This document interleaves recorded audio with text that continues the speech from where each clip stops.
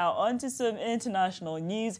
Ethiopia's Prime Minister Abiy Ahmed has announced the formation of a committee that has been established to examine the possibility of holding negotiations with the Tigray People's Liberation Front, TPLF.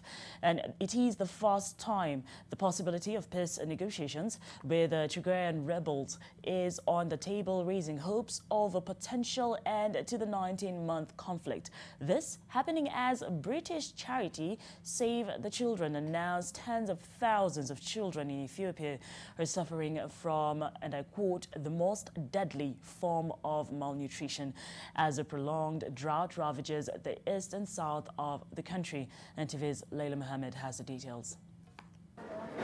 Ethiopia's Prime Minister Abiy Ahmed has spoken of the possibility of peace negotiations with Tigrayan rebels who have been locked in a 19-month war with federal forces.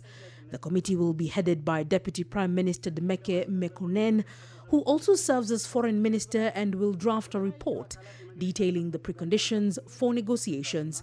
The conflict has driven hundreds of thousands of people to the brink of famine, displaced more than 2 million and left more than 9 million in need of food aid, according to the United Nations.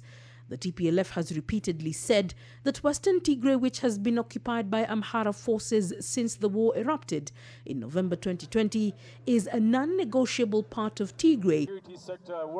The TPLF has already asked the UN Security Council to ensure the withdrawal of Amhara forces and Eritrean troops from the region. The conflict began in November 2020 when the government sent federal troops into Tigray to topple the TPLF, the region's former ruling party, saying it was in response to rebel attacks on army camps. As the conflict in northern Ethiopia is hoped to be solved sooner rather than later, Ethiopia is also facing another crisis.